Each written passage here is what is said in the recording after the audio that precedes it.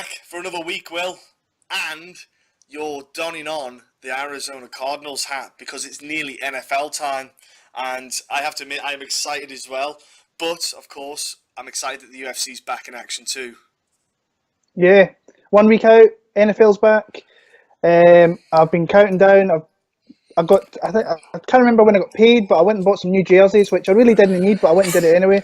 I even bought something for the little kid, which I'll get out for everybody next week, which was quite funny. When I seen it, I had to buy it though. And then we've got a run of UFCs, which is going to be. It came in very slow yesterday, but it's going to pick up as the kind of weeks and months kind of roll on. So looking forward to a lot of really fun fights coming up starting next week. Yes, exactly. Well, I was going to say we had UFC Rotterdam, and it was especially on social media, there wasn't a lot of talk behind it. Not too much positive vibes coming from people at home. But to be fair, it did pack some fun finishes. And, that's what they do. These cards that no one really mentions that much, they somehow produce some good fights and good scraps. And there was some good fights on the card, Will, I have to say. I found it reasonably enjoyable.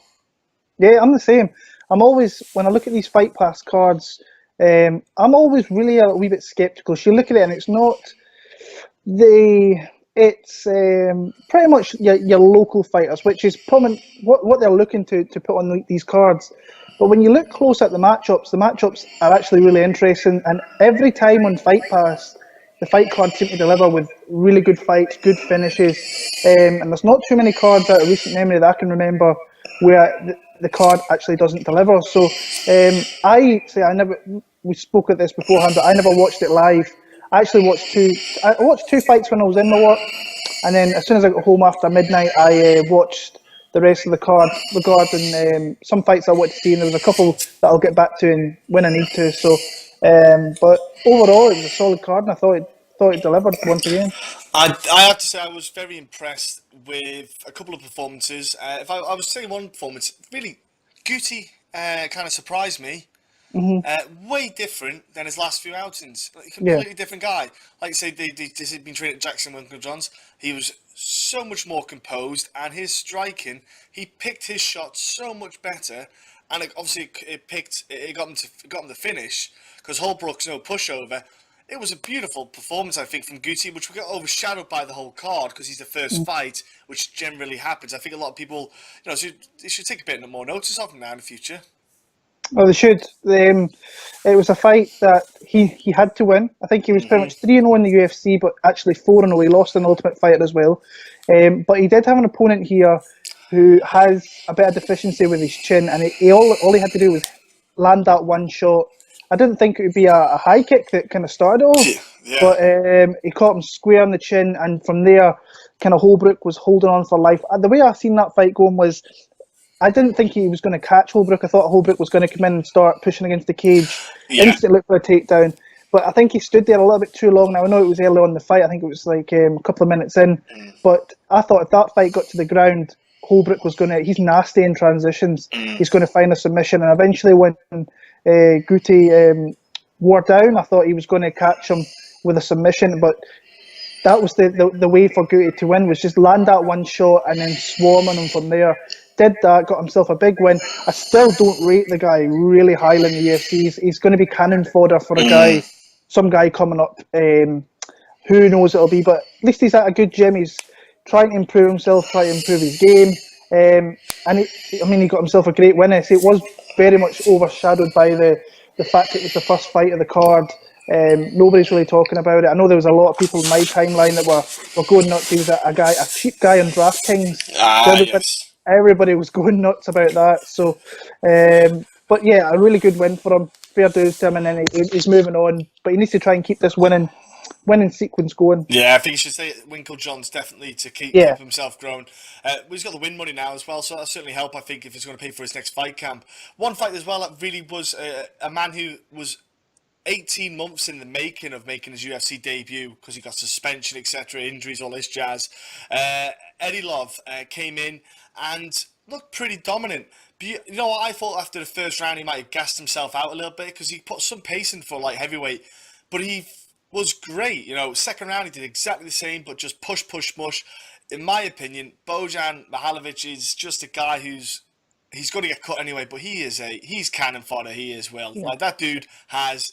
I will stand here, plant my feet. If you come close enough, I'll swing a right hand. If that doesn't land, I'm a black belt in jiu-jitsu, which he didn't really show it, to be fair, because when he got a couple of shots in him, he lost all control. Yeah, it was. I can't take much out of it because of the opponent that Bojan was, but it's not a bad start for Eddie Love to come in anyway. Yeah, Bojan Mihailovic, you look at the guy, he's kind of used as bait to kind of make people better than they actually are. I mean, his first fight was Francis Ngannou. We've seen where Francis has went since then. Then Joachim Christensen was his next one. Now, Christensen's not great either, but Christensen went out there and stopped him. And Eddie Love here just went out and absolutely wiped the floor with him. Bojan really had nothing. He just swings wildly. He was open there. I'm surprised they got out the first round. I was going to, when I picked him, my UFC pick him, I picked him in the first round. But getting to the second round, he was used, like we've mentioned already, just as cannon fodder. He's going to raise Eddie Love for his next fight. And from there, he just really smashed him. But it's nice to see Eddie Love come in. We need some new blood in that 205 division, very much. So hopefully they can build him fairly slowly in the European circuit, maybe get him a fight in America, get his name out there a little bit, and say another, maybe 2 fights, he could be a top 15. Well, Volkan was a top 5 light heavyweight after beating OSP in his first fight, so another fight he's maybe going to be a ranked opponent in there, so who knows, but a good win nonetheless. He just kind of beat the ass of Mihailovic. Yeah, that's the thing with the 205 division. It's so easy to shoot up those rankings because it's not deep enough. Yeah. Even someone like Gian Vellante would be a kind of fight for him where you would at least then start to break into that top 15. And I think that's a winnable fight for him, in my opinion. Very much so. The boy that you were talking about, Will, though, here we go. Magomed Sharapov. That's the one. Yep. Say that 10 times. Drunk. Okay. So we like to call him Z over here. He did.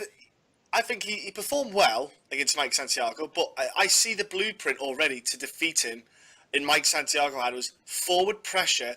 Don't give him space. He's almost like Anthony Pettis-esque. If you put Pettis under pressure, Pettis doesn't like that. Pettis likes his space. He likes to do what he wants to do. As you saw with Z, he threw those flashy, crazy kicks and all this. Some of them didn't land, to be fair. It just looked good on camera.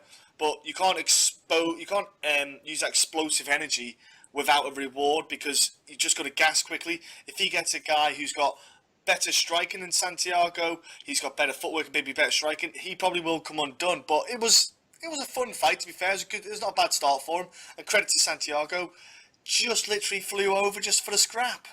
Yeah, it was a perfect opponent for him, a guy that had fought the week before, and he had to cut weight. I thought through the week that it was actually going to be at 155. It was still at 145, so he had to make 2 weight cuts within a couple of weeks. That's going to take toll on your body. And that guy, I mean, Magomed Sharapov he's 6'1", he's got a huge reach, he's very lean, very, very quick. You've seen how quick he threw those back kicks, and I mean, he really excited me. When I was actually watching that on the bus to work yesterday, and I was oohing and ahhing on the bus, and I think people were looking at me. So, but he was once he kind of had your back. That's what I'm saying. You can't have your back against the cage against this guy because he's going to pick you off.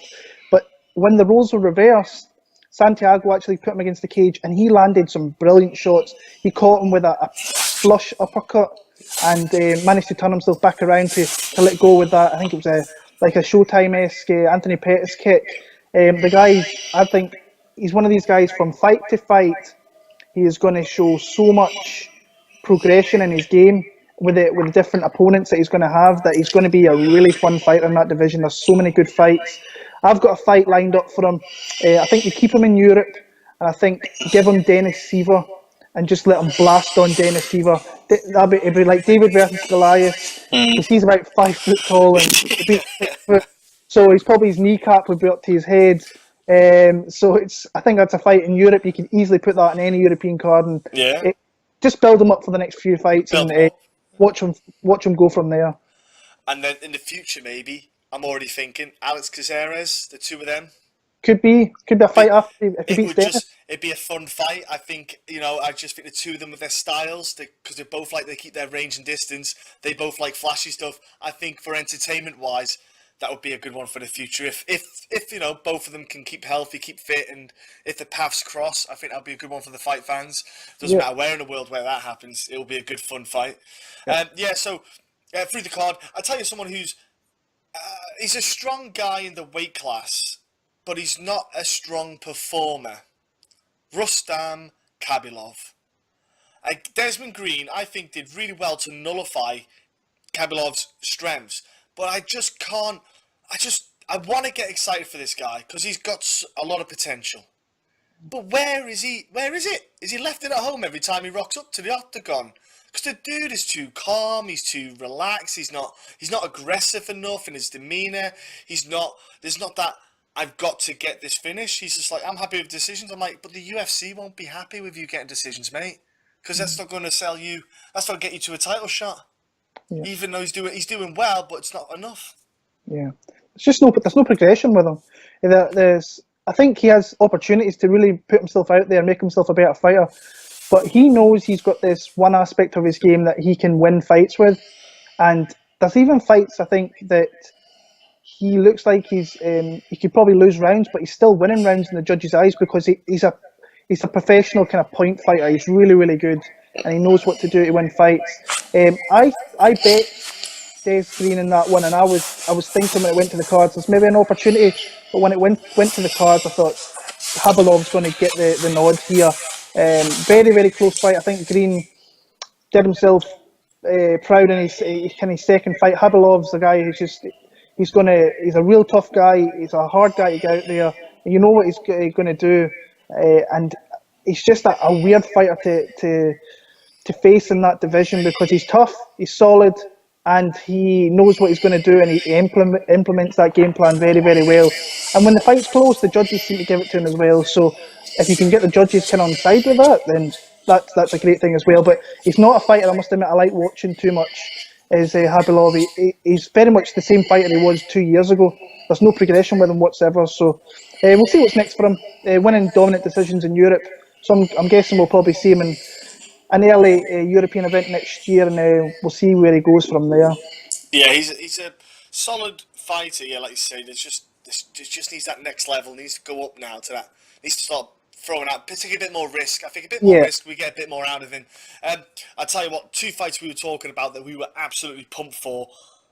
One went not the way we thought it would. I wanted a 3-round war. I wanted like half their head hanging off. I wanted limbs half broken. They're still punching. But Tysonov just thought, fuck this. I think I left the kettle on and without any water in. Better get home, make sure it's not going to blow up, and just slept Felipe Silva with almost Uzdemir-esque punch, so to speak. You could call it an Uzdemir after what he's been doing recently, but man, that guy is so talented. I was hoping for a bit more out of this fight, but gosh dang, man, what a whew. Yeah, it was a really unbelievable finish. I was at work again, and I got messages left, right, and centre. I was like, this could be the knockout of the year, best knockout of the year. So I jumped on Twitter quickly, and the UFC had a 20-second video, and I mean, oh my god, I mean, this guy, he's really somebody that the UFC should try and push a little bit more, but I can see why they don't, because he's stuck in here in Europe. They can't get him into America. They can't get more eyes on him. The real fight fans know who this guy is. This guy is a dangerous fighter for anybody in that top 15. He's probably not going to be ranked, even though he's got 5 first-round finishes. So he's probably going to they're going to have to give him a name somewhere. I've got a name that we'll speak to after we go through the Rotterdam card here. We're going to do a couple of fights that we think these guys should fight. But I mean, it was a kind of slow start from both guys. He landed a leg kick, but as soon as Silva came forward, I think he actually threw the leg kick, and Silva was trying to respond, coming forward too aggressive, and that short right hand straight on the button, and I just seeing Felipe Silva go down and then instantly looking up, and he was thinking, where the fuck did that come from? And Tysonov is a scary guy. I mean, I think he's a really legit guy that we just need to get him. We need to get him healthy. I mean, he never took anything in this fight, so they need to get him back in there quick, I think. I mean, I've got a fight in here, and I've actually got 2 fights I think could happen. One short in the short run, and one in the long run, maybe in a few months down the line. But very, very impressive. The guy's an absolute beast. He is a beast, and like you said, he can speak English, which is a huge thing, which people don't realise. That a lot of these guys, kind of European, even Russian, a lot of them, their English is non-existent. The fact that he can spit, he was funny. He was funny on the mic. He was, even though he was slating the top 15 guys, but he had a bit of humour in there. I like it. I liked it. He had a personality, so people could connect to that, and that's a big thing. Hopefully, it kind of rubbed off on people at home. They kind of can start to realise that this dude is a fun, awesome contender to throw into the lightweight division, especially top 15. As guys, they've got to throw top 15 guys now. But then there's the welterweight bout where you had Darren Till against Velakovic. Here you go, fucking hell. I'll tell you what, I am probably no good at this, right? Bojan. We'll go Bojan. Yeah. I was dubious because I was worried about if Bojan was going to be offensive with the grappling, ATT, a lot of wrestling. He's got good grappling anyway. Darren Till, I think what's beautiful about Darren Till is what people won't realise when they watch his fights is how he sets the pace of the fight. No matter what pace his opponent wants to go, his demeanour, the way he behaves, the way he fights, dictates your pace. People kind of get sucked into it and they follow it. So he's very calm, very relaxed, picks his shots, takes his time. Bojan, if you look at his previous fights, I'm not saying he's wild, but he's quite energetic. He does a lot more than he does in this fight. And he's very patient, Bojan. He's waiting too much. And I'm like, no. You're getting dictated here. You need to be interacting a lot more. You need to do your own pace. But Darren Till, beautiful first round elbow. Beautiful kind of striking. But then the problem was he got a bit cocksure with himself with taking those leg kicks. And they came to bite him on the ass near the end of the third. He's a Muay Thai guy. He should be checking them from day one, making the other guy pay for kicking him, checking those kicks, bang, straight away. Make him have the sore shins, and then, counter back. But, to be fair, beautiful work by Darren Till, getting the decision. He also was on the microphone. I thought he was quite good. I like the fact, again, he's fluent in Portuguese, so he kind of reaches down to Brazil, and he's got that kind of Scouser, not going to knock me out, I'm a Scouser kind of attitude. I like Darren Till. There's not much not to like him about him, really. Yeah, I'm a little bit the other way. I'm not convinced about Darren Till. I think there's a few things missing. I think he's a very talented striker. I don't know why he's not, like, when he dropped. I mean, it was a beautiful elbow. Let's get that first out. He pulled the hand away to throw the elbow, and that's some next level shit. Pretty much doing stuff like that. But there's something, he should be finishing those guys. Once he got Bojan down, he should be finishing guys like that. He did it in the Ayari fight as well, where he dropped him, and then he's really bad for letting guys in. And in that division, if you're doing that in the first round and you're still going to decision, those guys are going to come back when you're starting to tire. He did it in the Ayari fight. He did it in this fight. They came back into it. Now, I know he won 30-27, so Bojan didn't come back into it all that much. But when you start hitting those top 15, top 25 guys, they're gonna know if you can get through the first round, you're gonna fade a little bit. And I think I'm not overly sold on him. I do think he's a good fighter, but he's still a young fighter. So that's something that you need to keep into consideration. That every fight, and he was out for a long time, big injury as well. So he's still probably getting his feet back a little bit, but he's come back with 2 nice decision wins. I'm sure we'll see him again before. Wouldn't surprise me if we've seen him before the end of the year, maybe, or very early next year. Nice win to have in the record. Bojan's awkward. He's a good game plan fighter. He sets a game plan and he sticks to it very well. Nice win to have in your record, but we'll see what's next for him. I think we've got fights there ready and waiting to go for him. I've got a good one for him, so yeah. I like Bojan because he's young as well. Even though he's still got decision loss, he's a young one as well, so he's got room to grow. He'll take a lot out of this and come back, and so there's nothing to take away from Bojan. He'll be back soon. Yeah, I hope they don't leave Darren Till until the like, for example, usually March to do UFC London. I hope they don't wait till then and stick him on the UFC London card. I'm like, I know he had a 3-round fight, but he's probably good to go December. Yeah. He's probably good to go. So don't waste 3 more months of his career. Just stick him on a December card, and if he does well there, he could maybe go on a London card. Yeah. But anyway, fingers crossed. Main card kicked off in a fight that I picked in my head. I was like, Leon Edwards is kind of made for him. I think Brian Barberena is a bit of a slow starter, like he always is, but he's not the quickest guy. And I think Leon Edwards made this fight tougher than it should have been, in my opinion. But Leon Edwards, he does have holes in his games. He got exposed in this fight. He got dropped where he nearly got stopped. I just feel as Leon Edwards, plus he's got a shit personality. I'll just put that out there, people. Leon Edwards, in fact, I'll rephrase it, he hasn't got a personality. Fucking hell. Met him, honest to God. I'd rather not meet him again. So I can't feel a lot of empathy for him in that sense. There's something about Leon Edwards. I just feel he's not quite going to make that top 15. I think when he gets to meeting those guys, I think he's going to come short. Yeah, first of all, I'll say I thought his performance was really good. I like the way he made it closer than it had to be. If he didn't take any risks on the feet and not let Barberena in, he would have won that convincingly 30-27. But Barberena caught him and nearly took him out in round 2. But we've seen Rocky in the UFC. He's got very quick hands, and he's starting to put it all together. I mean, he lost that fight to Usman, and I think he realised, right, if I'm going to stay in this division, if I want to hit the top 15 of that division, I need to improve my grappling. And he did that. I mean, he did that really well. Brian Barberena faced Colby Covington, got taken down 12 times and got back to his feet on 11 of those occasions. He kept him down there yesterday. So that's a chink, and that's a plus on his side going forward, that he can change it up if things aren't going right in the feet, and he can take it to the ground because he's going to need it in that division.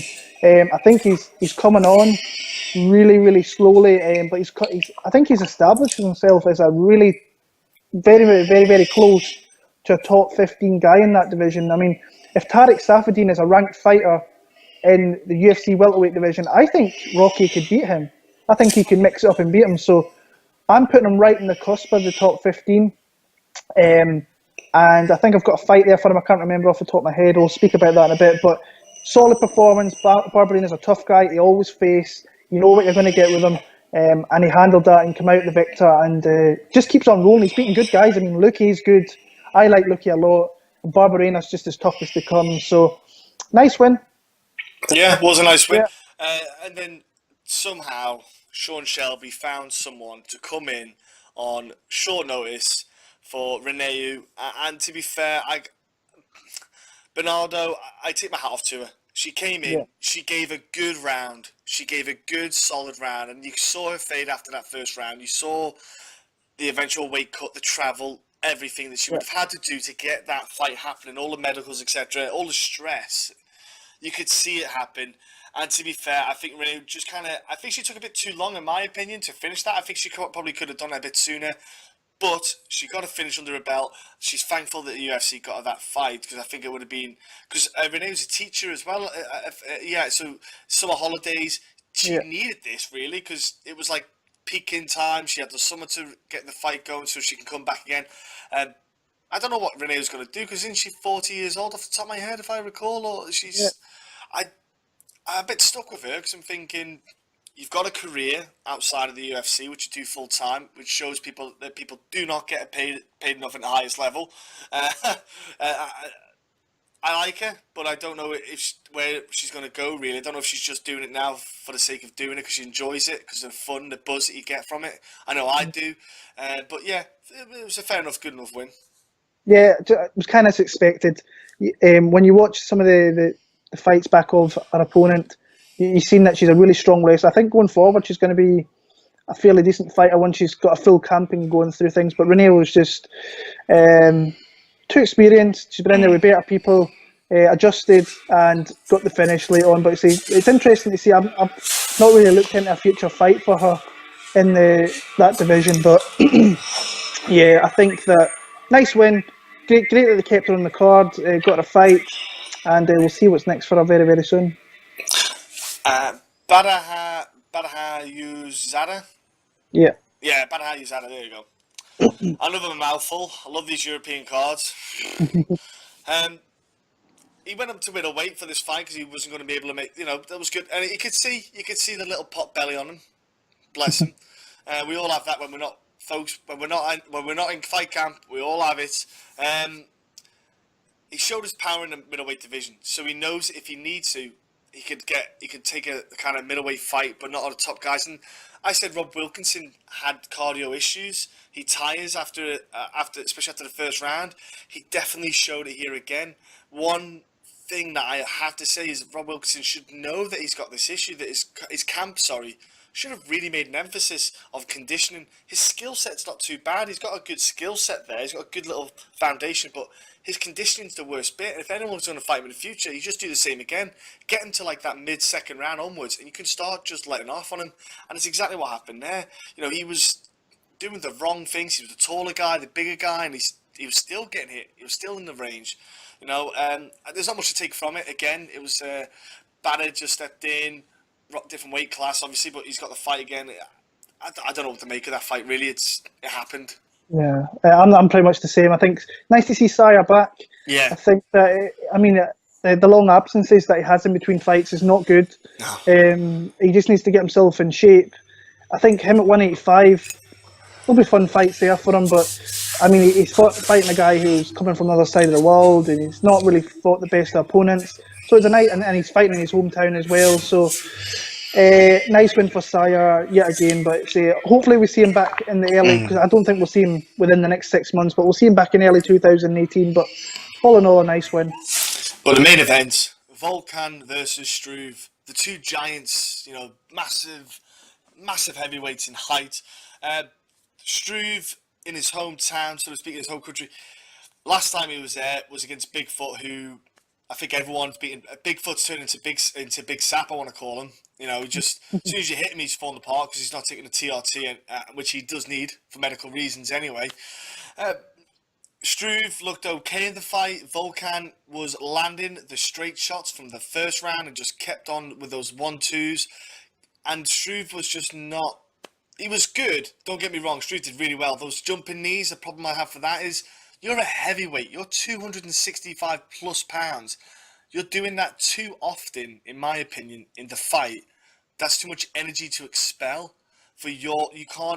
You want to use that energy wisely. Use it for something else. Use it just on your hands. Maybe throwing leg kicks would have been a more efficient thing. Landing some leg kicks, which he did, I think, in the first. He landed a good leg kick. I was like, why can't you land more of those? Forget the head kicks. Land those leg kicks. Volkan's leg kicks. Then you can have a slower opponent coming at you. But Volkan, he's looking good. He's looking solid. I think I was in my head watching the fights. I went, do you know what? I want someone who might cause me a bit of problems, like a Cain Velasquez. Because Cain's been out for a while, and that would be a tough fight for Volkan, because Velasquez is tough as nails, great grappling, and I'd like to see if Volkan could keep him away, because Volkan's not very good at keeping people out of range, keeping people away from him. He's like Roy Nelson. Ignore that fight. Roy Nelson just stands still. Unless you walk to him, he's not going to get you. So yeah, that was the fight in my head. I was thinking, well, as soon as I was watching it, but yeah, Volkan's doing well. The heavyweight needed someone like him in there. Yeah, they need new blood. Guys come in, he's won 3 fights, so he's new blood. He's going to be ranked probably top 5-6 heavyweights in there. So, I picked Volkov to win that fight. I thought that, I think Struve, after the health problems, he's a little bit up and down. Thought he had a great performance in Manchester when we watched him last year. See, just talking about Bigfoot, just when you were saying that, he's fighting Rico Verhoeven in Glory. I can't get my head around that. As soon as I saw it, I thought it was a joke. I thought it was like a prank. I'm like, who allows that to even happen? Yeah. Where in your mind do you think that's an even remotely good idea? Yeah, it's going to be a mauling. It's not even going to be close. It's, oh my gosh, it's bad. It's bad. But see, getting back to this, I just thought that Volkov would just kind of keep himself in the rounds and just throw the better combinations. And it turned out to kind of do that. And once Struve started fading a little bit, he took over the fight and got the finish there. And as I say, nice to see a new guy come into that division. I didn't expect too much from Volkov when he first came in Belfast last year. I actually thought Tim Johnson beat him last year. I did, yeah, I agree. Watching it, and when I came back home and watched it, I thought he lost, but he got the nod in the judges' cards. He beat Nelson, and then he's got himself a stoppage here against Struve. So he's moving up. He's probably getting more content being in the UFC, fighting these good guys. So interesting to see where he goes next, and I think that's probably our next segment. We are going to go into a couple of fights for future opponents. So yeah, I am very interested to see who you've picked for these guys. So is it Darren Till first, the one you've got there? I've got Taisumov. Oh yes, Taisumov. Go on then. So for me, Taisumov. Right. So UFC Poland is in 6 weeks. Yes. 7 weeks. They are in need of a main event after the shambles, which was, right, a side note on this, Thiago Santos was supposed to fight Michel Materla, and he'd signed with the UFC. Now, not many people know about Materla, but in Poland, this guy is huge. This guy, main events for KSW, and KSW is legit huge in Poland. Yeah. When you go to Poland, the number one fight organization isn't the UFC, it's KSW. So he came in there, and it was a weird main event. It's not a main event for, like, if I was going to that card, I would be pretty pissed that I get that main event. Where the home fans, they might actually like it because they've got a local guy. Yes. But through the week, Materla he signed with the UFC, and then he backed out after 3 or 4 days being signed to them and re-signed with KSW, which obviously meant that the main event got scrapped. So now we're needing a main event. I think Mirbek Taisumov, he never took any hits in that fight. He's needing an opponent. I think if Paul Felder I don't think he's in fight shape. I think if he was ready to go, that would be a great fight for a main event.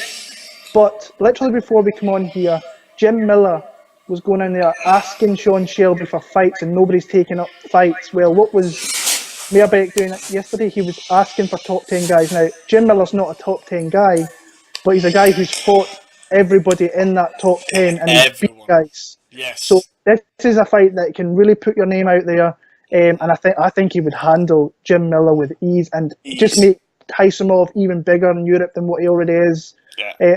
Still a guy that not many people know about, but I think if I was making a fight, like I was saying, in the short run, I think Jim Miller is the fight to make. In the long run, if that fight doesn't get put together, then I think it should be Paul Felder. That's a great call. I love that. That. I think you're right. I think you could have Jim Miller because it will entice the US fans to inquire about this fight. They'll watch the matchup, so then they'll go, actually, who the hell's this Taisumov monster? Yeah. Where if you had Felipe Silva, there wouldn't be that many Americans because that's the main crowd, so to speak, the most viewers. The US based, and you don't get that with Felipe Silva now. It's not a problem on Felipe Silva, but Jim Miller, household name. He's a household name. If you're an MMA fan, you know who Jim Miller is. And to be fair, I love that guy. He is game to fight anyone. He doesn't give a fuck who he's fighting. So I love that. Nick, go on then. Who's Darren Till then? Who you got down for Darren Till? Right, so for me, I was thinking, I went and had a look, and Darren Till's always shout, I'm going to be the best guy, he's going to be the greatest. But he's still probably not in the top 30 welterweights. Maybe top 25. He's maybe in that region there, just outside the top 15, but I still think he's another couple of fights short of that. So I was picking a guy who I thought was very tough, was a hard guy to put away, and I thought of Li Jingliang from China. Yes. Guy who's on a winning streak. Is very tough, and he goes hard for 3 rounds as well. He does, yeah. He's got a good tank. Yeah. So, and he's been put down before, but he always seems to survive, and he's always there at the end of the fight. And I think Till will come out strong, but I think Li Jingliang could come on very, very strong towards the end. But that's the fight I got. I think it's a good fight as well. So what I like about that is the fact that you might get a bit more grappling on the cage work from Jingliang as well, because he'll close down. Because he'll have to close Till down with the striking because of the range. Straight away, there's a difference with this reach. So he would probably run to the cage. So that would be good to see how he'll handle that. And I think that will be an interesting bit to see if he can handle how he handles the pressure. Because Till, that was the thing, he controls pace. If he can keep range, he would just pick away at you all day. And if I'm down Till, why am I going to rush? Why am I going to rush to finish you? I'll take my time. I'll take my sweet time. I'm not going to chase down. He does the right thing. So I've got nothing against that. Or, I think, actually, Bilal Muhammad matched up with anyone. No. It's a good fight, though. See, Bilal Muhammad, because of the styles, both of them got a good striking kind of standing style. I think that'd be a good scrap. I love Bilal, and I think he can he can't take a hit, to be fair. And he's with Duke Rufus, always growing, always evolving. So that'd be a good one. So Leon Edwards. Leon Edwards, go on. Who are you thinking for that? I've got a ranked guy for him. I think he's on the cusp of hitting that top 15. Like we're saying, if Tariq Saffiedine is a ranked fighter there, I think that he is literally on the verge of doing that, and he's beating tough guys. I've matched him up with Alex Cowboy Oliveira, who's number 14 in the division, so just inside the top 15, who's beat Tim Means. I can't remember who he beat last time out off the top of my head, but he's a tough guy, and he's a really strong grappler, very, very solid in all aspects, and that's the kind of guy. It'd be interesting, two meshes of styles. Yes. Rocky has kind of meshed himself. He was a striker before he lost to Usman, and since then he's kind of rounded out his game to be a well-rounded mixed martial artist. So I think it'd be a good clash of styles, whether they have it in Brazil or Europe. There's two places you could have it anywhere really, but that'd be a fight that would probably be a main card fight if it was, just say it was in London in the early part of next year. That's a main card fight on a Fight Pass easily. So be a cracking fight. Ryan LaFleur was Alex Oliveira's last fight. I was thinking Eric Silva. I think that could happen really. Oh, I only think Eric Silva because he's a name. I think Leon Edwards would do well. I'd beat him anyway, but it's a name. I know Alex Oliveira is top rank 14, but something about Eric Silva, he's not super special. He's not amazing, but he's a name. It's weird. He's a name though. Everyone knows who he is, and he's there to be taken. He's there to be taken out. Absolutely. That's a fight where he doesn't have to worry about going to the ground because Silva's stand with him. So and he can knock him out as well. Yeah, so if I was Leon Edwards, I would try and I'd want that fight because I think that would be a good one to push his name out there. So who was the next one? Was it Volkov next, mate? The main event, Volkov. So I think there's a couple of ways you can go with this one. I mean, I think he's going to be number 5, number 6 in that division. Yes, so he was seventh. He was seventh after this year. You've got Stipe there. We'll probably, I don't know whether we're going to see him fight this year, so we'll probably see him very early next year.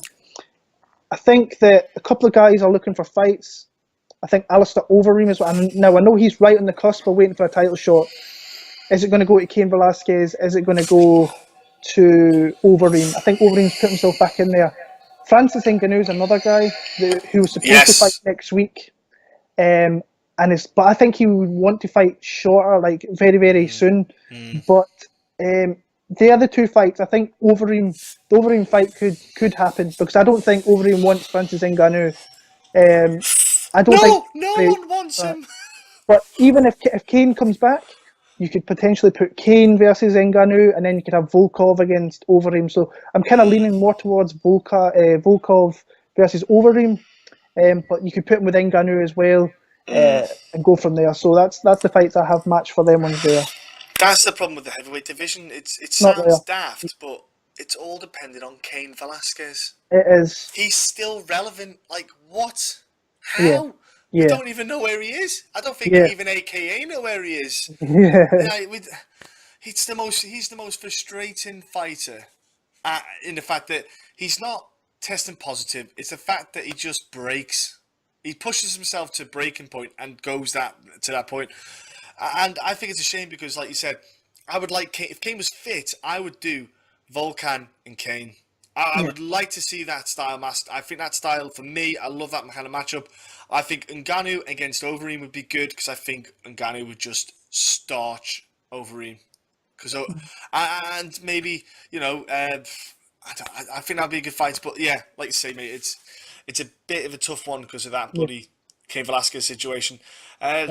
We'll go on now to We put Will, you put the question out there as well on social media to say any questions for it. One of the questions, and we discussed it, we've mentioned it, me and the chaps, and we've all talked about the decline, so to speak, of the European card. So this was Adam Schoen, and he looks proper dodgy, folks, so be careful. Be careful with talking with him. And his Twitter handle is Adam Schoen, SHONE 292 on Twitter. He said thoughts about the declining quality on European UFC events. Now, it's easy to sit there and say, yeah, they're shit, they're crap. So I quickly went on to do a little bit of notes because I was curious about, is there a decline? Because we may think there's a decline, but there might actually, just perspective, there might not be. So what I did was I looked at all 5 European events for this year so far. Now I know you got Gantz, which is happening. The card's not complete yet, so it's a bit slightly unfair. But at the same time, I went and looked at 5 random fight night cards, just 5 random ones. Kind of US kind of based kind of stuff. And I thought I'll look at see how many ranked fighters on these cards. So so European, 5 European cards, 17 ranked fighters. Now that's not bad. 17 ranked fighters, 5 European. You're getting a couple of ranked fighters each card. So then I went to the US and had a look at theirs. 38 ranked fighters on 5 separate events, in 5 events in total. So there's immediately twice the star power, let's say, if you're going to go on rankings alone. That's what we're going off, rankings, not who we see as the best fighter, who we have as favoritism, like, I like him more, I'd want him on a card. If you look at rankings alone, twice the numbers, it's a bit strong. And well, we've said it, we've noticed the effort they put in at the signings, etc. before it. It's almost non-existent now. This isn't the UFC. This might be the WING, maybe. I don't know. Fight Pass is just... Fight Club, is obsolete. You don't need it anymore. It's as big as a load of cobblers now. Like, it used to be well worth the money. It used to be super handy if you were a regular UFC goer. Now, if you've got it, you're an idiot. It's one of them cases where there is a decline, but I don't understand why. I can't, because there's more fighters than they ever have had on their roster. So how is there a decline? I don't understand myself. Yeah, it's a tough question to answer because me and you are guys who go to European events, and I've been to ones in the States, and they run a bit different. But what we'll say first of all is, like, the UFC European team is really, really they accommodate you very, very well. You can go and speak to them. We did that in Glasgow, spoke to a few guys who work for UFC Europe, really good guys. But there's definitely a fallback on what it used to be previously, and it's happening with the fights, the events, with the things you can do at events. It's definitely fallen back a little bit. So that, I'm guessing, but it's been going like that for the last few years as well. I used to go to events, UFC 120, UFC, I think it's 95, Diego Sanchez, Rampage Jackson. I mean, you had Diego Sanchez, BJ Penn, Rampage Jackson, Dan Henderson, main event in England, and I mean they were really good cards. I think what a couple of things that are a little bit bad about over here is that we can't keep a guy in the job at the top in Europe for that long. Gary Cook, James Elliott, Joe Carr, he's moving on. So there's no structure at the top there. There's no head guy to report to regarding things. So that needs to be sorted out. They need a guy who's fully dedicated, that wants to push boundaries over here in Europe, get us top matchups, because they are trying to make it a local event, and you have to have those local fighters if you want to sell tickets. But if you go back and look at the events they've had this year, from Rotterdam through to Glasgow, through to London, and then you go back last year to Belfast, and so on, you look at the gate numbers. So the gate numbers, they're making over, maybe not for Belfast, but I know for London they made 2 million in the gate. They had 16,000 people. That's huge. You only get that for pay-per-views in America. In Glasgow, it was a 1.2 million gate with over 10,500, which was up on the previous Glasgow card. So, and then you've got Rotterdam, which was 10,500 with just under 1 million gate. So they're making the money by they're giving you a card that is not solid. It's solid. It has solid fights on it. Yeah. But they're giving you fighters that they know. It doesn't really matter what fights they put in the card. They know you're going to buy the tickets. Yeah. So Because they there's not enough cards. There's not enough events. They don't have to put the elite ranked guys on those cards because they're still selling. Yeah. So I think the fans have to not go out straight away and buy their tickets. I think I know our buddy Adam there. They're going to Poland in October, and I would be pissed off if I was them not having a big main event. I really would, because the boys are just like us. They're big fans, but they've paid the hotel, they've paid the flights already, and haven't got a main event. And the main event that they did get was shocking. Yeah, I sent them a message when that first came out, and I felt really bad for the guys. So I'm hoping that the UFC can pull something out of the hat and really give them a solid main event. But I don't think they need to, and I don't think they're going to push for that. I think if they get maybe someone like a Carlina, I think could main event against they could get a name from America. But that's an issue. Will I love the fact with Poland. Yeah, I love the European event. You said about the main event, they need a solid main event, but they want you want a solid card. Like you're already trying to negotiate for these guys in one good fight. I'm like, fuck no, I want 5 or 6 really good fights. Like I'm not saying they have to be title fights, but I want solid fights. I want matchups that will get my dick hard is the best way to put it. Like I want awesome fights, and I think that, like you said, well, the money there, we're making this money for you guys. We're selling these arenas out for you guys. Pay us back with a nice reward. You look at obviously the pay-per-view card they had in Manchester with Bisping and Henderson. Yeah, it's a pay-per-view card. You're going to get, but outside of the pay-per-view card, they only had Damian Maia as a guest fighter because they messed up everything. And you think, guys, how could you mess that up? Yeah, it's hard to.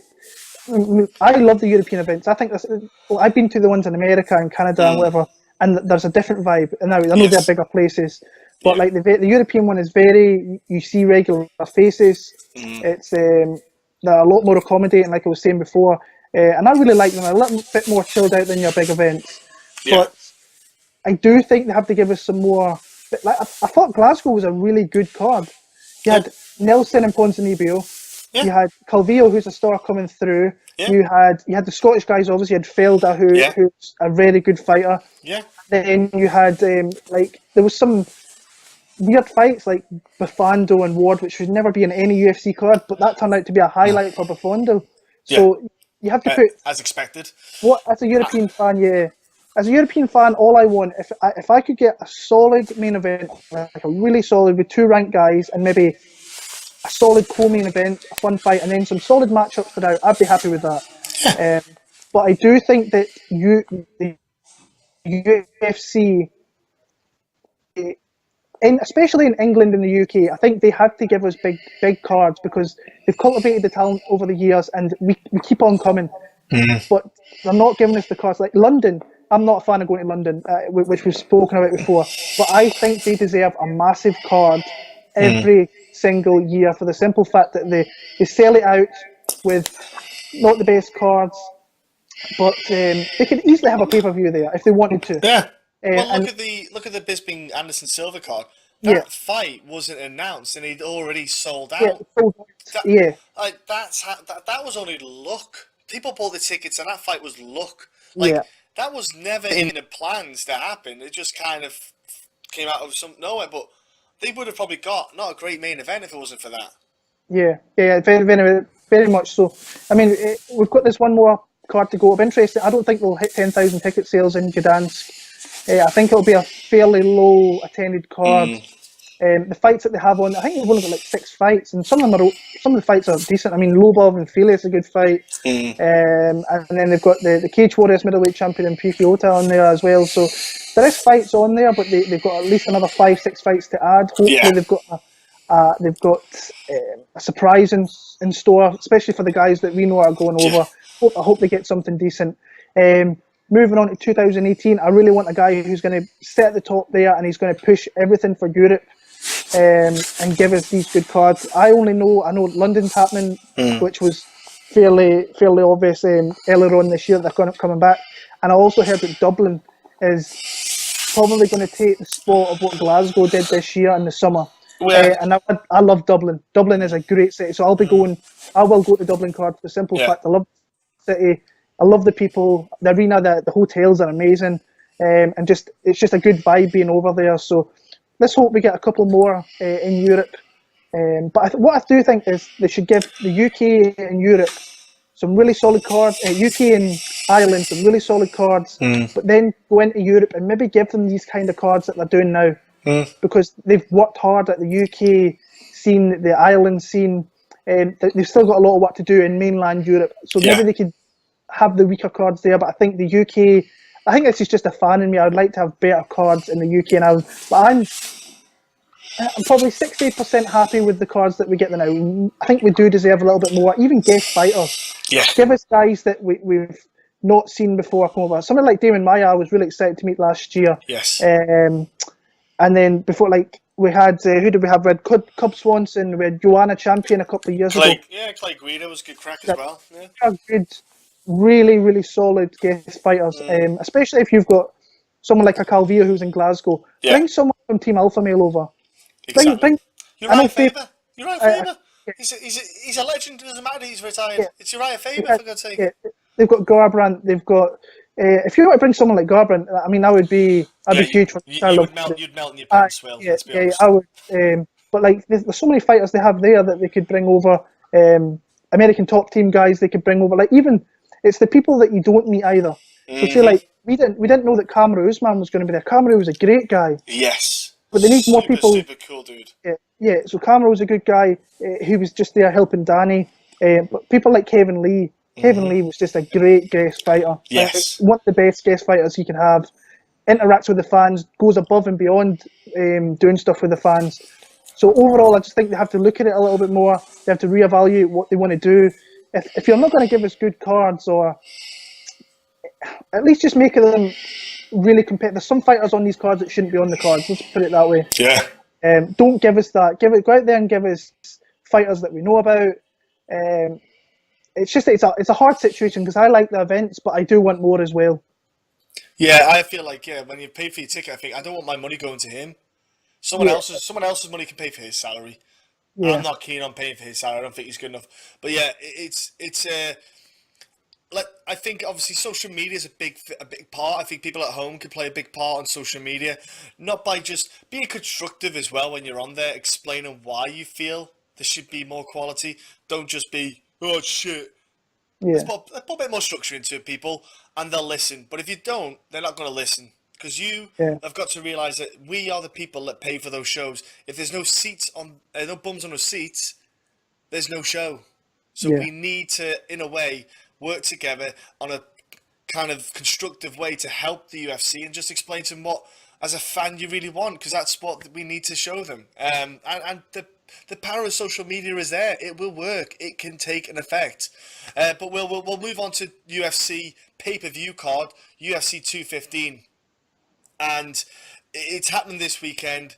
Demetrius Johnson, I tell you what, I feel a little bit for this guy because he wasn't meant a headline.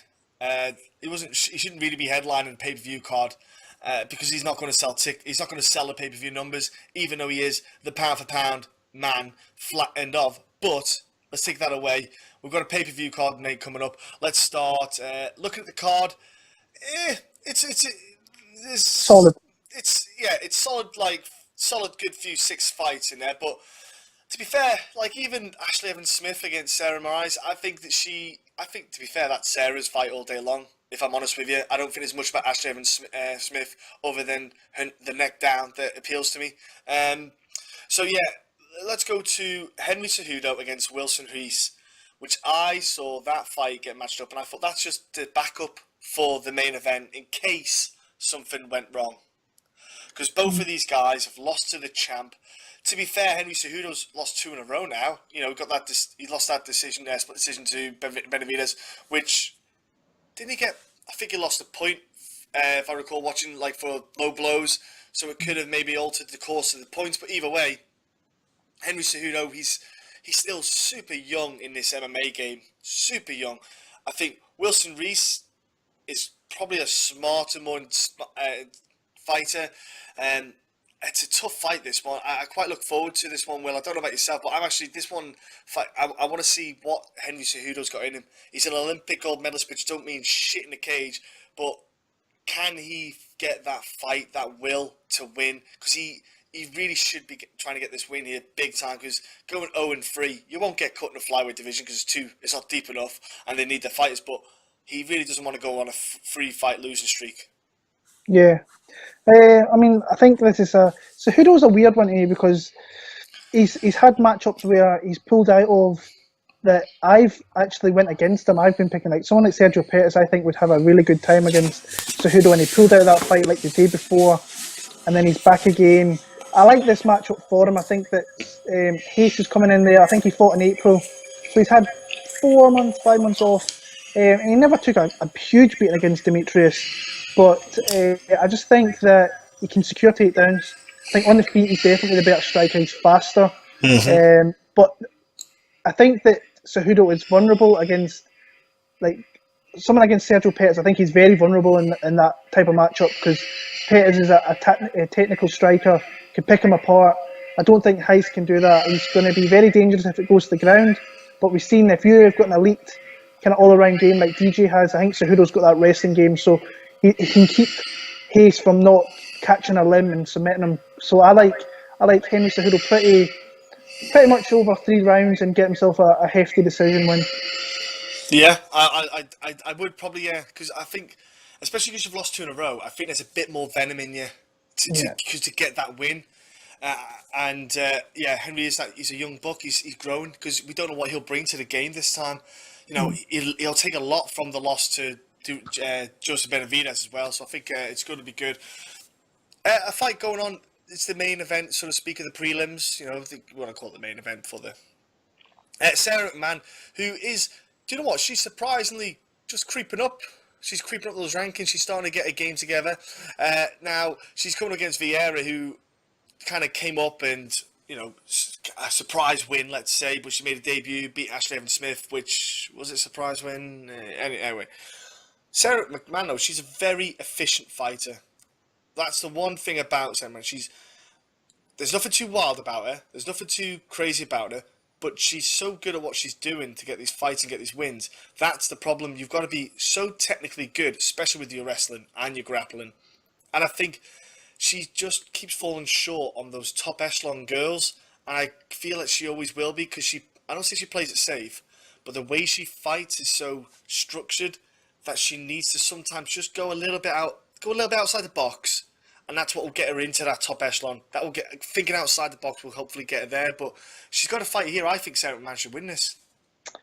Yeah, I actually really like watching Sarah McMahon fight for simple reason. She's a big, powerful girl. Yeah. She actually hits really, really hard. Yeah. Big, massive legs. So she's got the power there. The rest of them we don't really need to talk about because she will have an advantage over nearly everybody in that division when it comes to that bit of the game there. So she's putting everything together. The one thing I'll say is she fought Alexis Davis. She came back off, I think it was 18 months out, maybe 2 years, having a kid. Yeah. And then she fought, I think it was Gina Mazzani the last time, who really probably shouldn't be in the UFC. A little thing that I've heard in the run into this fight is that she's carrying an injury to her hand. There's somebody at Team Alpha Male that is in the camp there that I speak to a little bit. He's actually from this side of the water, and he just goes over there and trains a little bit. And he said she's carrying a little bit of injury in her left hand. Plus, I think that Vieira's actually pretty solid. I know that she's fought a couple of not so great fighters in the UFC, but I think she's really, really hard to beat. And I think if McMahon doesn't be dominant early, I think this could turn into a really close fight.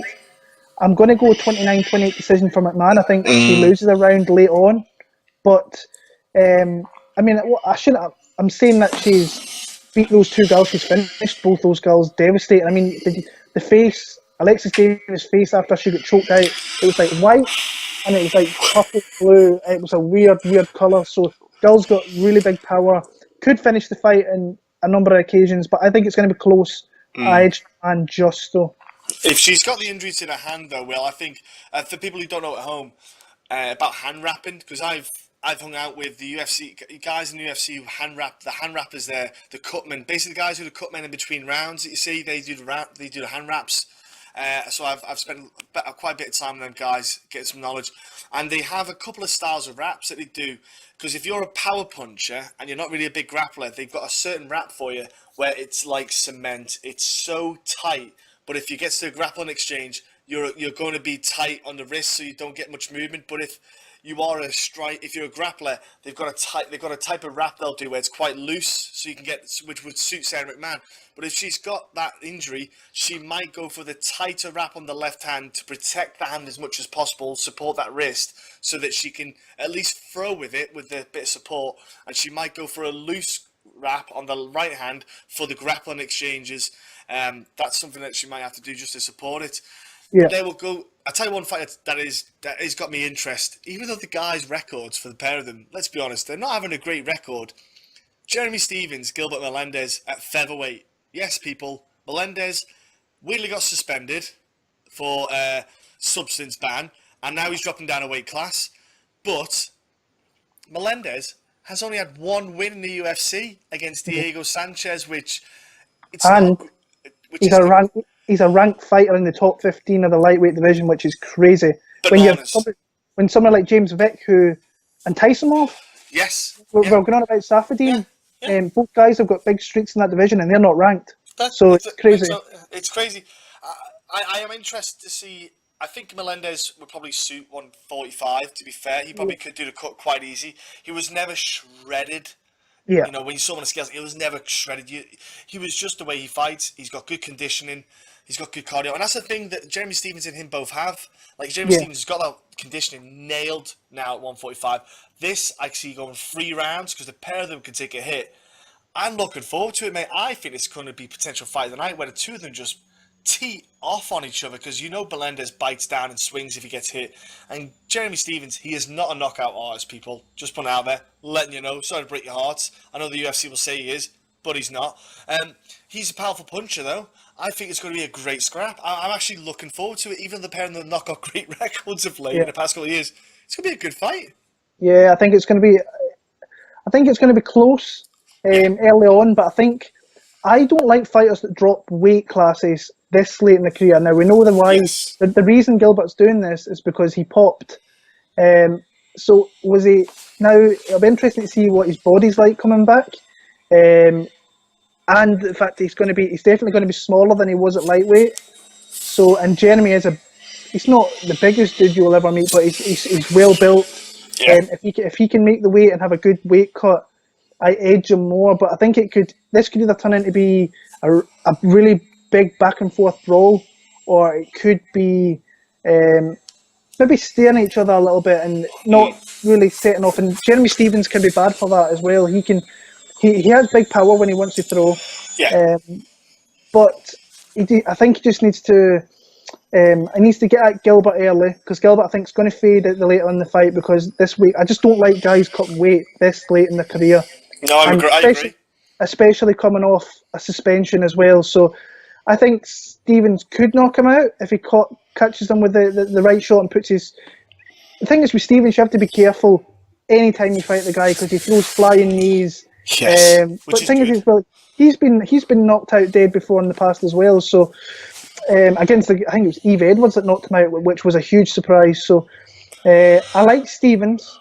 I think he can catch him late in the fight. If he needs to have a lot of output though to do it. I'm edging Jeremy Stephens. Yeah, I think it's going to be interesting to see it. I think, for me, Gilbert has to win. I think if Gilbert doesn't win, I think the UFC might cut him, because I know he ended up getting himself a new deal and all that as well. But it's bananas. It's a good fight. Timeout. Light heavyweight division. Latifi, who, when you've got a man who goes topless and rides on a horse, I think everyone falls in love with him. Against Tyson Pedro. Tyson Pedro's getting that quick push, I think, in light heavyweight division. He's good, he's talented, but and again, light heavyweight division isn't that deep. But Latifi did the wise thing after that rather violent knockout by Ryan Bader with the knee, which I think we all can recall.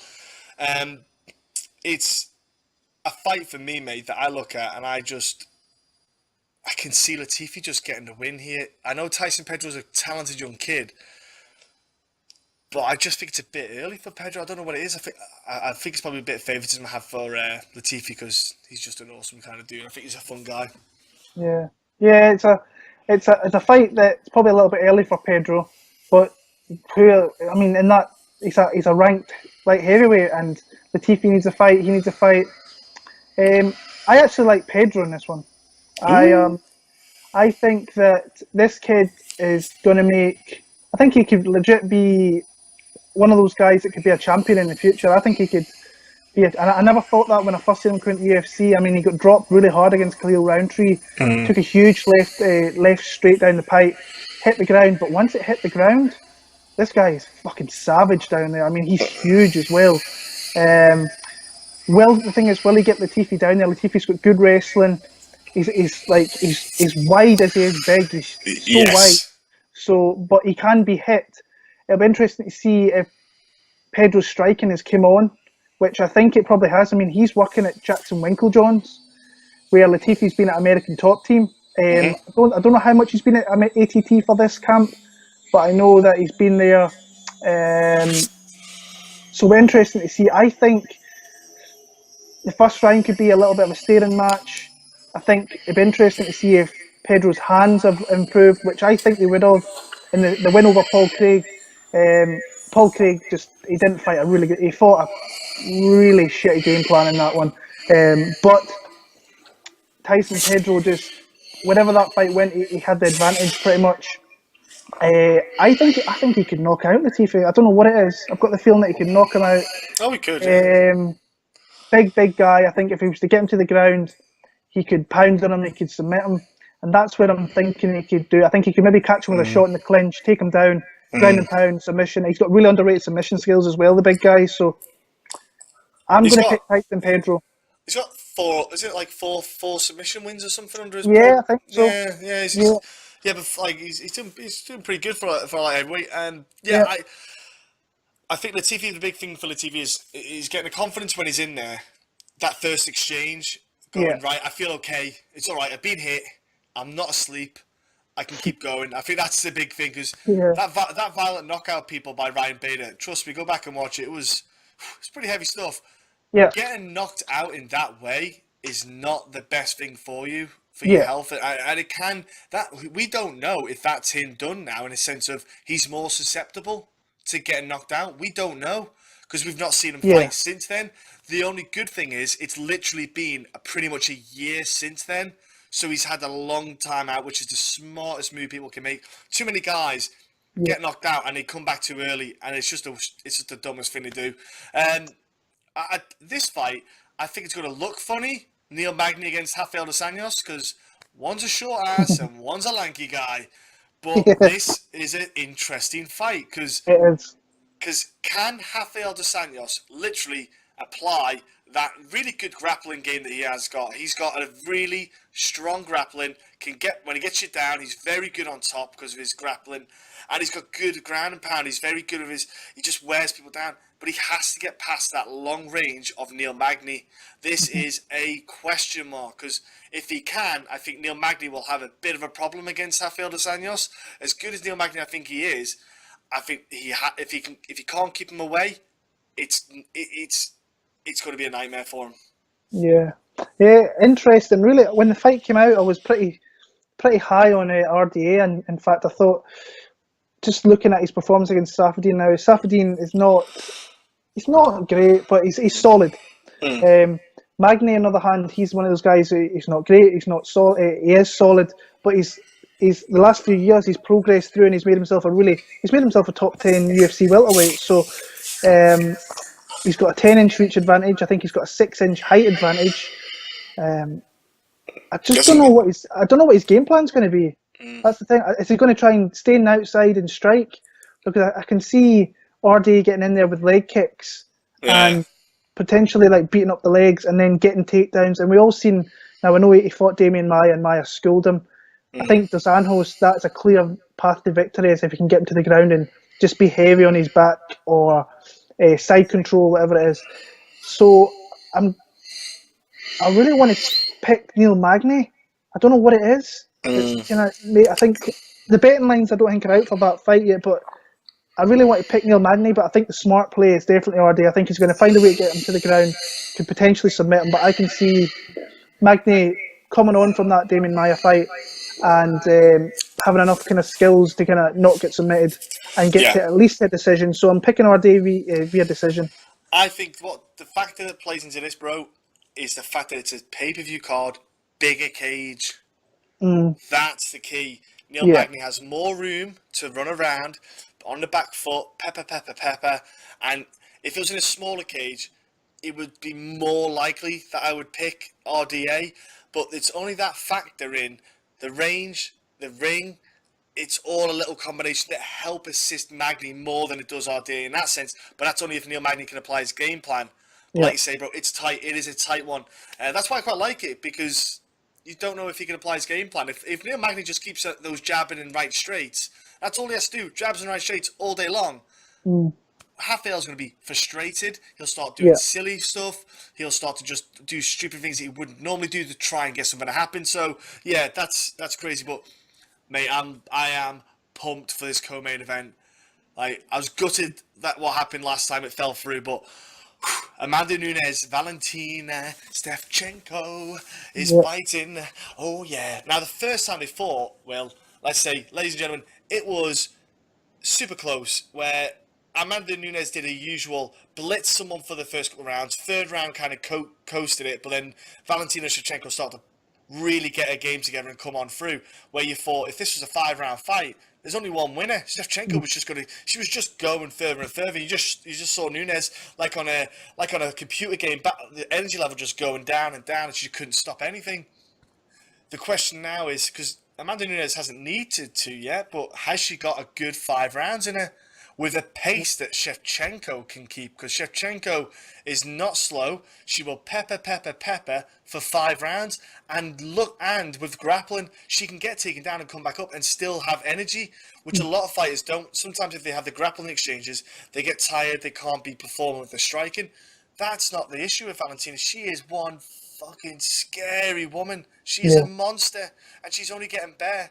And Amanda Nunes, the only thing is that KO power that she possesses. That girl has got some one-hit power in her hands. Will, what are you thinking on this fight, mate?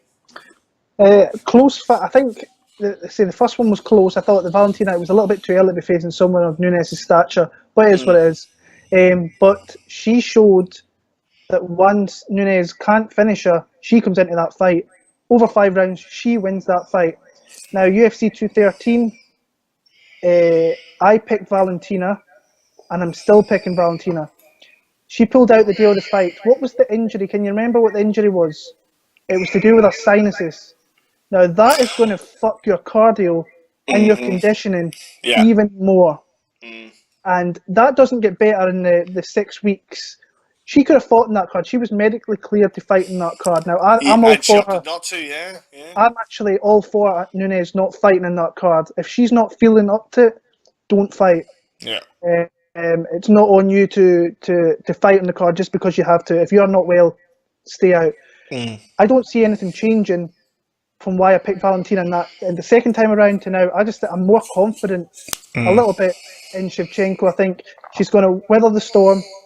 She may lose rounds 1 or 2, but I see her being dominant across 5 rounds and just wearing out. Nunes, we've seen since that loss, she outstruck Holly Holm, who's a striker. She submitted Juliana Pena, who is a submission grappler, who was really looking to get the fight there, and we all thought that she's got a huge advantage there. If it goes there, it's over for Shevchenko. Shevchenko submitted Juliana Pena with a vicious armbar, if I remember right. So I like Shevchenko. She just has to weather the storm, and then from there, I think she picks apart. Nunes could potentially finish her later on, but I have a 49-46 for Valentina Shevchenko. We've got a new champion.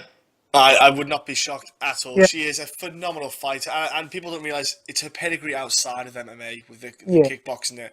It really makes her so calm in the MMA scene. But yeah, I love her. I love watching her fight. I think she's a beautiful technician. She's like a Joanna Jacek in the bantamweights because she's a beautiful technician on striking.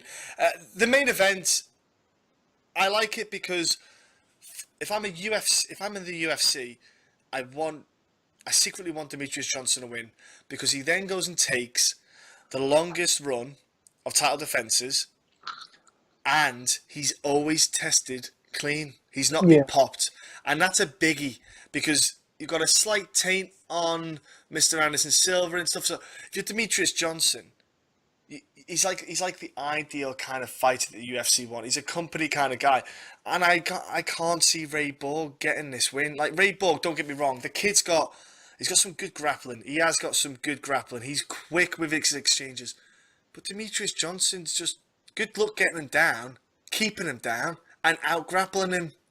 I just don't see it happening. I see Demetrius Johnson staying on the feet and doing what he does best. Pick, and then finish when he wants. I don't. It's nothing against Ray Borg. Again, the issue with the flyweight division is you win. He's only won 2 in a row. Oh, we'll give you a title shot, kid. It's like because it's a bit stuck. You know, it's a bit of a tough one for them. Yeah. I'm trying. I've been watching Ray Borg fights, and I mean, he's a talent. He's a young guy. This fight is too early for him. I think he's 24, isn't he? I think. Yeah. So he's probably got years before he hits his prime yet. I like the fact he's went to Jackson Winklejohn, so they'll make a solid game plan. I just don't think it really matters, though. No. I think I don't think DJ actually has a game plan when he comes into fights. I think he's one of those guys that comes in, sees what the guy's going to do, and then he changes from there. And he's beat every kind of guy in the division. You've like a big hitter like Benavidez. He's beat who was the last guy? Hayes is a jiu-jitsu guy. He was just kind of schooling him in control and positioning down there. And he's pretty much cleared the division. He's beat everybody. He beat Horiguchi, who's a big hitter, really fast. John Dodson, who is probably maybe faster than DJ. He beat him twice. Took some big licks in the first fight. Second fight, he just completely dominated him. Yeah. Ray Borg has fantastic timing. I actually think he'll get Demetrius down on a couple of occasions. I think because he's so quick and he reads strikes so quick that he will take him down. He's not going to keep DJ there unless DJ wants to see he can finish people off his back, which wouldn't surprise me in the slightest. But if Demetrius Johnson is the nicest, most down-to-earth guy you will ever meet in your life. Complete family guy. He works, spends time with his family. He's just the nicest guy. The only reason he's not huge is because he's in the 125-pound division. And it's so shit because flyweight is one of my favourite divisions, but they don't really push it. And this card, in all honesty, the reason Nunes and Johnson are on this card is because Nunes pulled out of the fight at 213, and DJ didn't take the TJ Dillashaw fight, and they're not pushing this event one little bit. And this is history. We're going to have history in this card if DJ wins. So I'm really pumped to watch the fight. I'm really looking forward to it. I just think that wherever the fight goes, that DJ's going to have the advantage. And then it'll be interesting to see where he goes from there, because I think there's Sergio Pettis is in line. I think that Ben Nguyen, if he wins a fight, he's next in line. But then after that, who have you got? He's already beat them twice. He's beat Benavidez twice. So it's I like DJ. I like him fairly dominant as well. Yeah. It's nothing against Ray Borg. Like I say, he came into UFC young, Ray Borg, I think 20 or something when he made his debut. He's still, if you imagine if he was in the lightweight division, he'd be nowhere near. He'd still be learning his trade, learning his craft, and just making his way up the rankings as you should do. Yeah. But it's like you say, it's a flower. And I've got nothing against Ray Borg. I think he's a great kid. But Demetrius is the man. He is a special human being, special talent. And, Ray Borg could shock the world this night. I'm not saying he can't win people. Everyone has a chance, but it takes for Demetrius Johnson to have a bad day in the office, and I mean a bad day in the office, because he can take a hit. Demetrius, he can take a punch because his conditioning's so good. That's what makes him so good. But yeah, it's going to be fun. It's like we said, there's a couple of good fun fights on there. It's a pay-per-view card. We're going to go to questions now, Will. That we said people, if you want to ask questions, throw them this way. This is linking in to the card. It was from Matt Bailey. Again, people don't accept sweets in a white van from this man. He looks like that kind of person. His Twitter handle is Matt Bailey. 1991. I think that's a lie. 1991, my ass. He said thoughts on lack of promo for 215. As you said there's not a lot of talk. Do Yeah. you think it's a punishment because of Demetrius Johnson situation? I think it's because what I mentioned is the fact that he didn't want the TJ fight, and I think he's in his right to not want to fight TJ. He's the guy at the top of that division. He said from day one he wanted to clear the division, and he's got a contender there in Borg, who wants the fight. I mean, TJ said he can make the fight, and DJ came out and said that I don't want to take the fight just in case TJ doesn't make the weight. Now Ray Borg has had troubles making the weight as well, so he's contradicting himself a little bit there. And Nunes, it's obvious these two have been put in this card as punishment, and they're not pushing him because they've not helped the UFC, and it's actually very, very shitty on their behalf. Yes, but it's up to them what they do, and I actually really like the fact that they're both together. I think it makes for a good card. But I think it's clear to kind of see why they're on this card together, and they're not being pushed at all. I mean, I've seen, I think, yesterday, watching the Rotterdam card, people talking about 215, but before that, nothing at all. And this is what I was a bit shocked about. I thought, okay, you want to punish them, that's fine, but you've had 3 to 4 weeks of nothing. Yeah. You have had ample time to promote this card. You could have done it slowly for these past few weeks. I know you had McGregor as well, so it's even a better opportunity to promote this card because you've had Conor McGregor hype with the Mayweather fight. It was a great time because of all the eyes that were on the sport. Yeah. You could have just drip fed a load of stuff to people on the card, the history in the making for Demetrius Johnson potential, the story with the Amanda Nunes and Shevchenko previously man a fight, and let's not do the smack talk that they had on the presser, which was just awful because of the translation issue. But they had tons of time to promote this in a way that they could have actually probably sold more pay-per-view tickets if this was thrown in. Like, say this card was a couple of months away, it wouldn't have been as easy to promote it as much because you've all the other cards happening at once because there's nothing else going on. They probably could have got more attention and more press and more eyes on this. But they just haven't bothered. They could have got Demetrius Johnson doing a little bit more promo, but they didn't bother because it frustrates me that they could have done it. And I think if they're going to do it because they're childish, fucking idiots is the best way to put it. Like, what are they running there? So that's my 2 cents for it. We've got another question here. I think it's a very good one. I quite like this one. The gentleman's name is Luke Lampy, or Lampe, however you want to say it, you push. And his Twitter handle is Good Deal Sir. So, I don't know, he might be a Dell boy. He might get a roll text watch if you want. So, his question here for you, Will. You guys think Kevin Lee could be the face of the UFC post-McGregor? So, essentially, a face, a poster boy, a superstar, so to speak. Because obviously I don't believe Conor's going to be around for that much longer, especially if you get 100 mil. But do you feel this way with Kevin Lee? We spoke about him before, unintentionally, not been known this question was popped. But how do you feel about it? Absolutely, I think he can. If you meet Kevin Lee, then if you don't believe that guy could be the face of the division, then you're either blind, you're deaf, or because the guy is like. He is the nicest guy, but he knows when to like flick the switch, talk shit. We spoke to him in Belfast last year, and he says that if he wins the fight, he's going to come out there and he's going to badmouth Conor McGregor because he knows he's going to get eyes on him. And McGregor was cage side. He was in the arena, I think, at that point. Maybe not cage side, but outside of the kind of persona outside of that, he is the nicest and funniest dude you will ever meet, and he's a young guy. Yeah. He's got himself a tough fight, but if he wins this fight, he's in line to fight McGregor. And it'd be an interesting fight for McGregor, in all honesty. I think that you can get Kevin Lee striking wise, but once you fuck around with his grappling, you're in deep doo-doo. Yeah. So I absolutely think he could be. I think after this fight, we will see if he is, because he's pushing himself and more people are talking about him. I think he absolutely can be. We just have to see if he can get through this one, then he's right there. Yeah. And he can be the face of the 155 division. Because he's the one that's calling out Khabib, and he's calling out these guys. So he wants the big fights. So I absolutely think he can be the face of the division. I do as well. maybe not UFC, but I think of the 155 division, he could be for in the next couple of years. I think they should be biting onto the carrot, that dangling carrot of the UFC, and take everything they can with it. It doesn't matter if he doesn't end up being the most title defenses. But you need to make these superstars. We need more than one superstar in each division, so they need to start making more stars. And I think he's a great one. Like I said, when we met him in Belfast, we met him on the fly.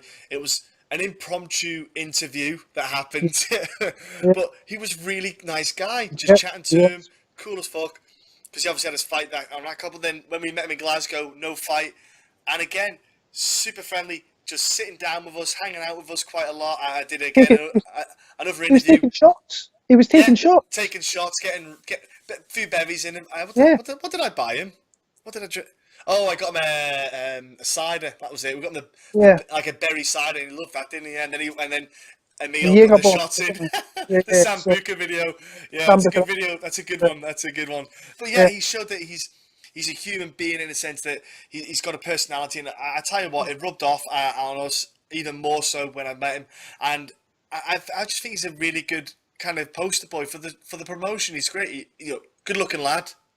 He's not in bad shape, I think a 1-pack's way better than a 6-pack, but whatever.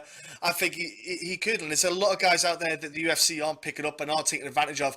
And again, Emil Mek was there when we were there. He's another one who I think they should be pushing a little bit more, because the guy's bilingual. He can speak more than one language. Huge. Yeah. Speak English, speak Norwegian. Again, looks good. Now, they are doing a little bit with him, but I think they could, definitely push him out there. But yeah, I look forward to seeing what kind of stars they might do, because that's what WIMG is, like a... Mm-hmm. They're like a kind of like they're good at doing stars, making people stars and stuff, and promoting them. Like Chris Weidman's on their books already, and he does the TV. He did what the hell's that TV show? Some TV show with that he was in. But they're good at doing that, so I think they should be pushing more guys and girls as well. Yeah. To be fair, not Angela Magana though. Okay. But there's people out there that can do. So yeah, I think that's good. But again, it's a good question. I like that. I like these people. Feel free to throw more questions. You can throw them any time, and we will just save it. We'll make notes of it. That's what I was going to say. I've got a question here that came in. I think it came in earlier on today from DF Jamio at DF Jamio on Twitter. Really good guy who I've been speaking to for many, many years. He's like, the question was, will Max Holloway move up to 155? He's a big featherweight and not far off clear in the division, which is absolutely true. It's true, yeah. I think it's only a matter of time before he moves up to 155, because, I think he's in his mid-20s now, maybe. Yeah. He's been in the UFC. He's beat your Lamas, Aldo, so on. Once he beats Edgar, what is that to stick around for? And I think he can go chase Conor McGregor at 155, because he had the belt. He beat him before. Yeah. I think he's a big lad. I met him in Dublin. He's a really big guy. I think it's only a matter of time. I think we'll see him in there within the next 12 to 18 months. I think he'll be up there. When he's not making weight, he is not small. No. He definitely likes his meat and veg and pizza and all that good stuff, and cake. Yeah. He definitely puts a bit of weight on. But to be fair, like you said, he has evolved so much since that Conor decision bout in a way that I can't even comprehend. That kid is so good to watch, so fun to watch. 155 I think it's got to be happening for him, because like you say, he's growing into his body especially when people don't realize it. When you're young, weight cutting is a piece of piss. You can cut weight easy, but then when you start to do strength and conditioning, you start to put the size on, and I noticed it myself. I try to do 170. It's too much, and now I'm 185, and even 185 is going to be like a 20 plus pound cut for me. It's one of them things where when you start lifting the weights to get the strength in, you do put on a little bit of size. You can't help it, and that's what Max Holloway's doing. He's developing his skills, but the strength and conditioning just makes you grow.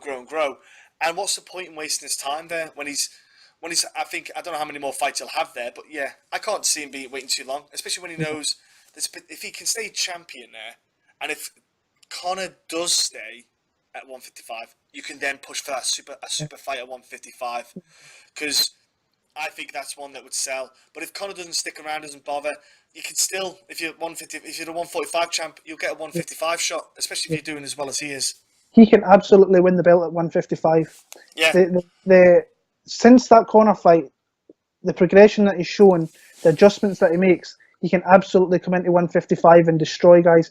I mean, he destroyed Anthony Pettis. Yeah. And now I know Anthony had no way of going down to 145. He should never have went there. But he destroyed him, and I think he would do the same at 155. I wouldn't see that matchup being any different. And that sucks because I'm a Pettis guy. But the truth is, I think he would deal the same way that he did, if not worse, at 155. So, but it's a good question, really solid question asked. So, as I say, if you guys out there are listening, send in anytime to John, myself, to the MMA Huddle Twitter page, Facebook, Instagram. We need to get more likes, so go like us on all them. And get your questions in, and we'll do this every week.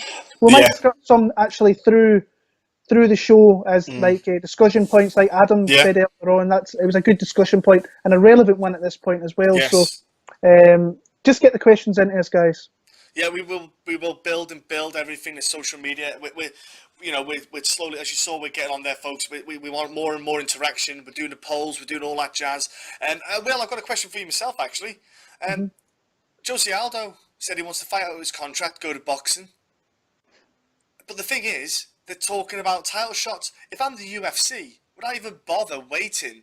Would I bother trying to give him matchups that would give him a title shot? Or, because you've got a guy that wants to go and fight out his contract, well, that's fine. Would you not just give him matchups and say, look, how about you fight at 155, forget your cutting weight, fight at 155 if you're happy, and we'll give you some fun matchups.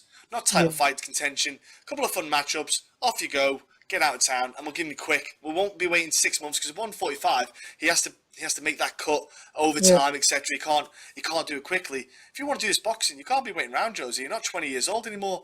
Would you not just think, say to him, 155, couple of fights, let's get you out, son. Jose Aldo is a weird guy to me. I don't know what his agenda is with some of the things. I mean, he had the thing with Conor last week. Yeah, sour grapes, I call that. But then it came out in Brazilian media for MMA fight. I think it's Guilherme Cruz says, "Oh, I don't look after my accounts," and it was somebody else. You know what was going on in that account, mate? He said he was at a football game. Who knows? He might have been, but supposedly he's fighting at UFC 217, and he's fighting Ricardo Lamas in a rematch, which really does nothing for nobody in that division. Not unless Lamas beats Aldo. Aldo either needs to go to 150. I don't understand why he's staying at 145. No. Go to 155. There is big fights up there. Khabib, Ferguson, you name it. So just go. I'm kind of a little bit sick of Jose Aldo, and the guy's not even in the news that much. So just go to 155 and have some big fights up there. He's at the end of his career as well. I think he's close. I don't think we'll see Jose Aldo sticking around within the next 18 months. I think he'll be gone before then. Yeah, because to be fair, he doesn't have to. He can just do he probably just. I think he might be allowed to do a boxing match. I don't know if he'll be allowed to just go and do it. I don't know how the contract works, but who knows? He might negotiate with him saying, "Look, let's just end the contract. Off I go." Because if you're UFC, move on. You've got stars there. You can move on from Jose Aldo. If you've got someone being negative and not want to be there, just go. Let them go. Don't be idiots and just hold on to it for the sake of holding on because you're scared it'll make money somewhere else. Forget it. Move on from it. But I thought I'd ask because I saw it and I thought it kind of irked me a little bit. But so folks, thank you for listening this week. We'll be back again next week, obviously. And we look forward to talking to you during the week on social media, people. So thank you so much for listening. And again, feedback, messages, all you can. We are here and we're listening and we're going to keep growing.